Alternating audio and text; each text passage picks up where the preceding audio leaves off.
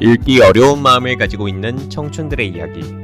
밤이 찾아오면 엄습하는 후회, 불안, 외로움을 혼자만의 비밀로 간직하는 청춘들의 이야기.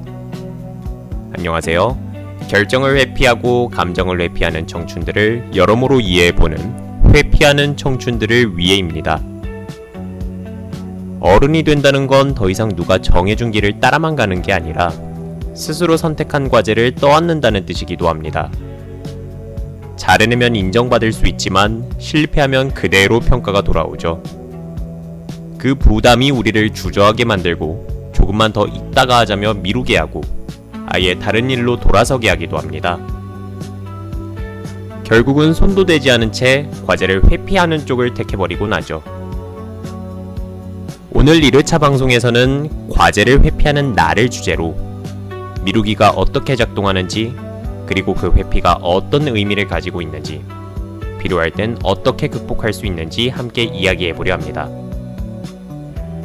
마음속 한켠에 걸려있던 질문이 있다면 오늘 그 갈피를 함께 펼쳐보겠습니다. 회피하는 청춘들을 위해 1회차, 과제를 회피하는 청춘들을 위해 지금 시작합니다.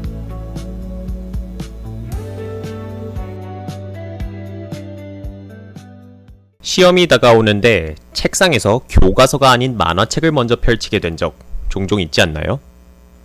유튜브 알고리즘의 인도를 따라 무한한 영상의 굴레에 빠져들고 갑자기 안 하던 책상 정리를 시작하고 평소보다 더 자주 간식을 찾습니다.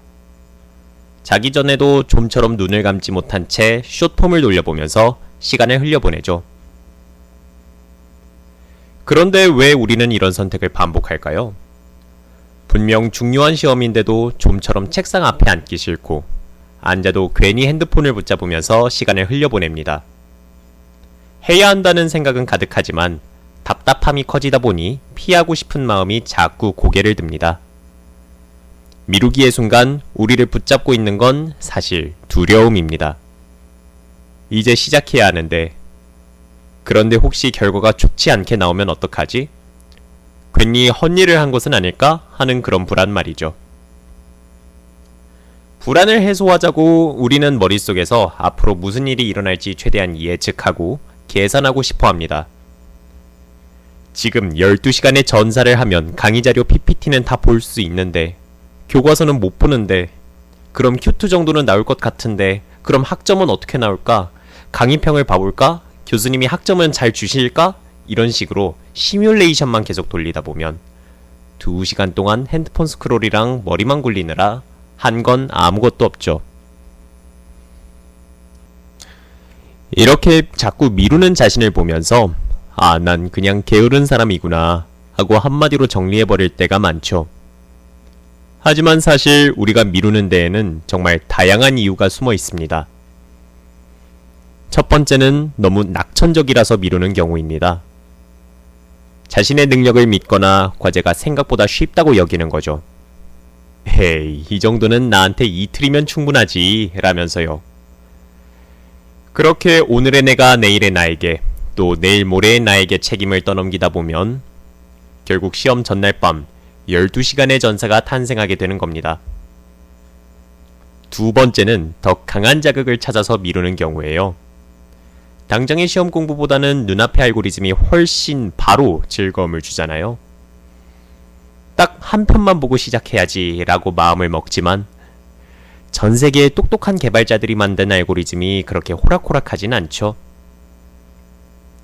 정신을 차리고 나면 이미 몇 시간이 훌쩍 지나 있고 또다시 미래의 나에게 모든 짐을 떠넘기게 되는 겁니다. 세 번째 유형은 자기 비난 때문에 미루는 것입니다. 과거의 실패 경험 때문에 시작도 전에 난 원래 이런 거 못해, 이번에도 틀릴 거야 하고 스스로 낙인을 찍어버리는 거죠. 그러다 보니 차라리 아무것도 하지 않는 편이 더 안전했다고 믿게 됩니다. 하지만 그렇게 미루다 보면 결국 또 아무것도 안 했다는 자기 비난과 시간에 쫓기는 압박감이 더해져서 악순환에 빠지게 될 뿐이죠. 네 번째는 현실에 저항하느라 미루는 것입니다. 지금 해야 하는 과제가 어딘가 부당하게 느껴질 때 미루는 행동이 나름의 작은 반항이 되는 것이죠. 애초에 의미도 없는 이런 시험을 왜 봐야 하지? 이렇게 하기 싫은 이유를 찾으면서 시간을 보내는 걸 정당화합니다. 잠시 속은 시원할지 몰라도 이건 내가 선택한 현실이라는 사실은 바뀌지 않는데 말이죠.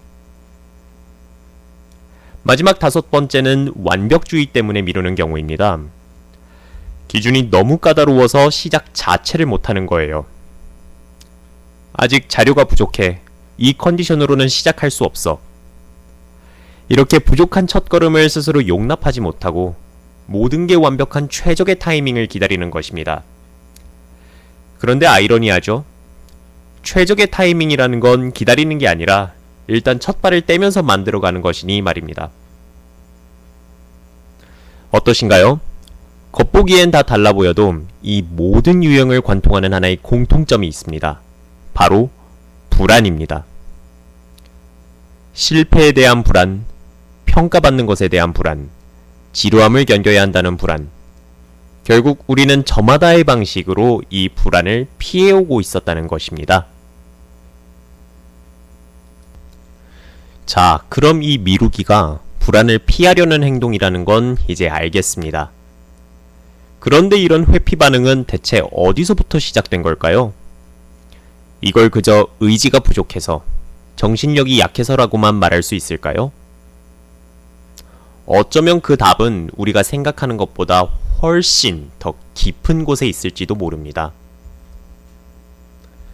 한마디로 말하자면 이건 우리 몸에 아주 오래전부터 새겨진 일종의 생존 본능이라는 건데요.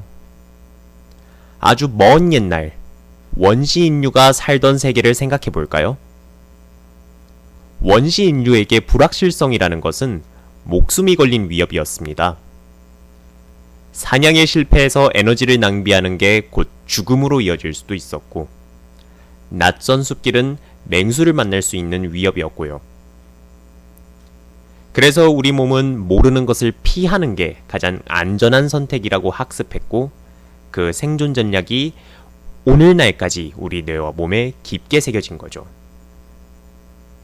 문제는 바로 지금이 현대사회라는 겁니다. 오늘날 우리가 마주한 과제는 그때와는 완전히 다르잖아요. 보고서, 시험 공부, 장기 프로젝트처럼 결과가 바로 나오지 않는 불확실한 일들이죠. 하지만 우리의 뇌는 여전히 이런 낯선 과제들을 위험 신호로 받아들인다는 거예요. 그래서 책상 앞에 앉아도 본능적으로 브레이크가 걸리고 머릿속으로 계산만 하다가 행동을 미루게 되는 겁니다. 뇌의 이런 회피 본능이 우리를 과제로부터 뒷걸음치게 만든다면 반대로 우리를 더 강력하게 다른 곳으로 이끄는 유혹의 시스템 역시 뇌 안에서 동시에 작동합니다. 바로 보상 시스템을 움직이는 도파민의 역할입니다. 우리 뇌의 보상 시스템은 즉각적이고 확실한 보상에 훨씬 더 격렬하게 반응합니다. 시험 공부는 힘들게 노력해야만 얻을 수 있는 미래의 불확실한 보상이죠. 반면 스마트폰을 켜는 순간 재미라는 즉각적인 보상이 쏟아집니다. 결국 우리 뇌 속에서는 과제가 주는 불안감을 피하려는 회피 시스템에 눈앞의 쾌락을 좇는 보상 시스템이 불을 지르고 있는 셈입니다. 당연히 당장의 달콤한 보상을 내세운 쪽이 이기기 쉽기 때문에 우리는 자신도 모르게 미루는 선택을 하게 되는 것이죠. 그리고 흥미로운 건 사람마다 이 불안에 반응하는 민감도가 다르다는 사실입니다. 우리 뇌에는 편도체라고 해서 두려움 같은 본능을 담당하는 부분이 있는데요. 실제로 2018년 독일 루르 대학에서 진행한 연구에서는 뇌 속의 이 편도체가 큰 사람일수록 행동의 부정적인 결과에 대해서 더 불안해하며 주저하는 경향이 강하다는 것을 밝혔습니다. 여기서 한 걸음 더 나아가서 2014년 미국 콜로라도 대학에서 진행한 쌍둥이 연구에 따르면 미루는 성향의 절반 가까이는 유전적인 영향으로 설명된다고 합니다. 결국 미루고 회피하는 건 단순한 습관이나 의지의 문제가 아니라 우리 몸의 기본 설계에서 비롯된 자연스러운 경향일 수 있다는 거죠. 그러니까 나는 왜 이럴까 하고 무작정 자책하기보다는 이건 내 몸의 자연스러운 반응일 수 있겠구나 하고 이해해보는 게 먼저 필요합니다. 그래야만 내가 미루는 모습을 한 발짝 떨어져서 바라보고 이걸 다룰 구체적인 방법을 찾아 나설 수 있기 때문입니다. 이렇게 미루는 마음의 뿌리를 따라가다 보면 이게 꼭 나쁜 것만은 아니라는 생각이 듭니다. 그 마음은 사실 게으름보다는 완성도를 지키고 싶은 마음에 더 가깝거든요. 안전을 추구하고 이왕이면 더 잘하고 싶은 마음이죠. 레오나르도 다빈치가 수많은 작업을 끝내지 못하고 여러 도시를 떠돌아다녔지만 역설적으로는 그 깐깐한 기준 덕분에 우리가 아는 걸작을 남길 수 있었던 것처럼요. 어쩌면 여러분의 그 회피 성향도 여러분이 가진 강점을 알려주는 하나의 단서일지도 모릅니다. 그렇지만 너무 오래 행동을 머뭇거리면 대가가 따릅니다. 중요한 일을 미룰수록 성과는 줄어들고 무능하다는 낙인이 찍혀서 관계도 틀어질 수 있으며 결국은 자존감이 깎여나갈 수 있습니다. 나는 또 실패했어. 이번에도 못했어. 이런 자기 비난이 겹치면서 미룸의 악순환이 반복될 수도 있죠.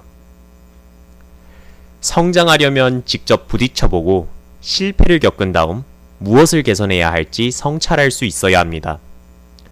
그런데 애초에 실패가 두렵다고 행동하지 않으니 배움의 기회마저 놓치게 되죠. 그래서 필요한 상황이라면 이 회피 본능을 넘어설 수 있는 기술이 필요합니다. 앞서 이 미루기는 몸이 느끼는 불안에서 비롯된다는 점을 알아보았습니다.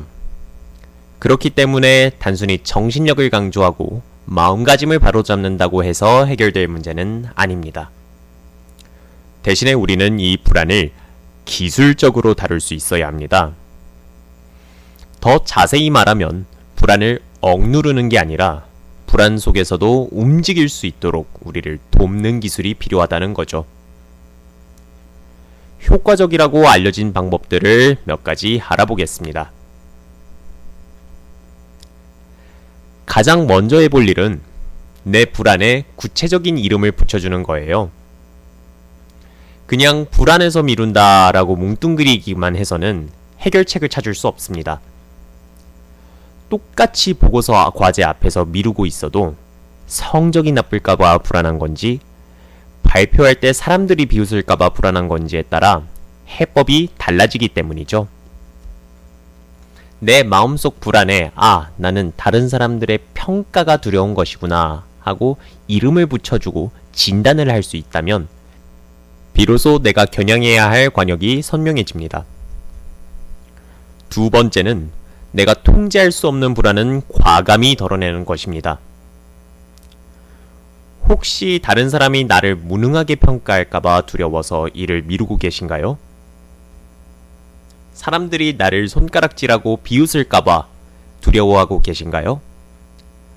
그런데 한번 생각해보면 다른 사람들의 평가는 내가 어떻게 할 수 있는 영역이 아니에요. 내 마음이 나의 것이든 다른 사람들의 마음은 그 사람의 것이니까요. 그래서 다른 사람의 마음까지 우리가 통제할 수는 없는 것인데 이런 걱정까지 끌어안고 있으면 정작 우리가 집중해야 할 과제 그 자체에 쏟을 에너지가 남아있지 않겠죠. 지금 여러분을 멈추게 하는 불안이 내가 바꿀 수 없는 것에서 비롯된다면 그 사실을 그대로 인정하고 내려놓는 용기가 필요합니다. 세 번째 방법은 제법 실용적입니다. 큰 과제를 아주 잘게 쪼개서 일단 시작만 해보는 거예요. 10페이지짜리 보고서 언제 다 쓰나 막막했던 경험 다들 있으시죠?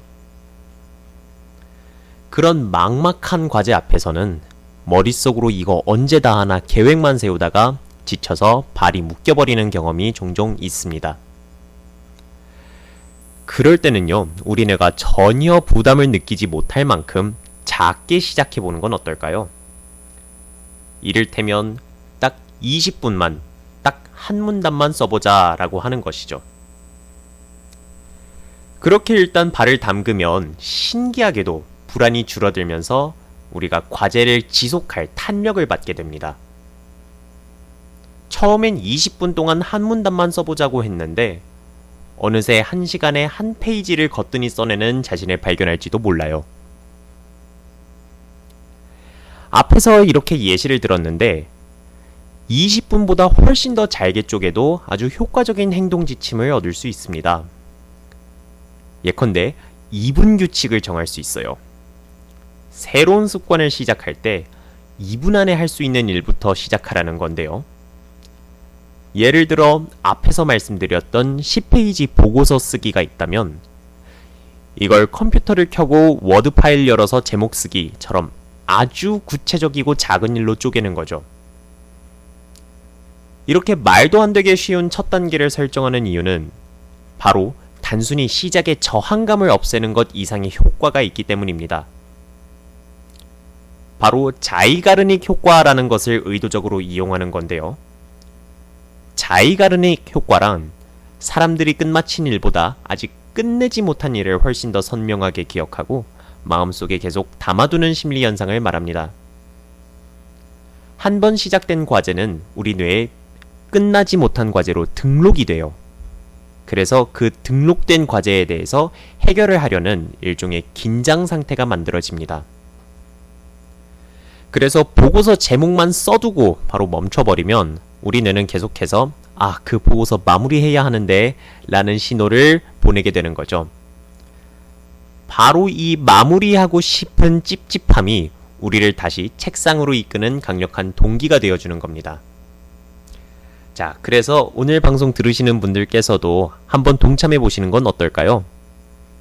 방송이 끝나면 여러분이 가장 미루고 있던 그 일을 딱 2분만, 아니 1분만이라도 해보는 겁니다. 딱 한 줄만 써보는 거예요. 그거를 저와 여러분의 공동 미션으로 잡아봅시다. 그리고 마지막으로 실패를 바라보는 관점을 바꿔보는 것이 중요합니다. 과거의 실패 경험이 너무 쓰라려서 첫 삽을 뜨기조차 두려운 분들이 계실 텐데요. 하지만 우리도 알고 있죠. 실패를 겪어봐야만 개선점을 찾고 더 나은 나로 발전할 수 있습니다. 실패하면 어떡하지 하는 두려움을 빨리 실패해보고 배워야지 하는 기대감으로 바꿔보는 건 어떨까요? 그렇게 되면 우리는 과제를 못 끝내는 불안보다 어제의 나에 머물러 있는 나 자신에 대한 불안을 더 크게 느끼게 될 겁니다. 그리고 그 머물러 있다는 불안이야말로 기꺼이 실패를 딛고 더 나은 내일로 나아가게 하는 최고의 동력이 되어줄 수 있을 거예요. 오늘 우리는 과제를 회피하는 마음에 여러 얼굴을 함께 들여다봤습니다. 우리를 괴롭혔던 그 미루기, 겉으로는 게으름처럼 보여도 그 뿌리에는 실패할지도 모른다는 불안, 이만하면 됐다는 인정을 받지 못할까봐 두려워하는 마음이 숨어 있었죠. 미루기라는 행동은 잘하려고 하고 동시에 상처받기를 두려워하는 우리 마음의 방어막이었던 셈입니다. 하지만 기억해야 할 것이 있습니다. 홈런을 맞을까봐 두려워 스트라이크 존에 공을 던지지 못하는 투수는 삼진을 잡는 짜릿함도 결코 맛볼 수 없습니다. 그리고 설령 홈런을 맞았다고 하더라도 왜 홈런을 맞았는지에 대한 성찰을 할 기회조차 얻을 수 없죠. 마찬가지로 우리는 회피라는 방어막 뒤에 숨어 있는 순간 넘어져도 다시 일어나는 법을 배우고 더 단단해질 성장의 기회까지 스스로 닫아버리게 되는 셈입니다. 그러니 이제부터는 나를 너무 다그치지는 않았으면 합니다. 미루는 나 자신을 발견할 때, 내가 지금 불안하구나. 무언가로부터 나를 지키고 싶어 하는구나 하고 먼저 자신을 알아주세요. 그렇게 내 마음을 이해하고 불안을 다루는 기술을 하나씩 익혀갈 때 회피는 더 이상 나를 묶는 굴레가 되지는 않을 겁니다. 오히려 이 부분에서 내가 지금 성장이 필요하구나 하고 알려주는 다음 걸음을 위한 신호등이 되어줄 수 있습니다. 그래서 오늘 밤은 해야 하는데 라는 불안감 대신 일단 시작은 했어 라는 작은 뿌듯함과 함께 편안한 밤이 되시기를 바라겠습니다. 회피하는 청춘들을 위해 오늘은 여기까지입니다. 다음 시간에는 사랑을 피하는 마음에 대해 이야기해 볼까 해요. 그래서 사랑을 회피하는 청춘들을 위해 회피형 애착에 관해서 여러분들을 찾아뵙겠습니다. 감사합니다.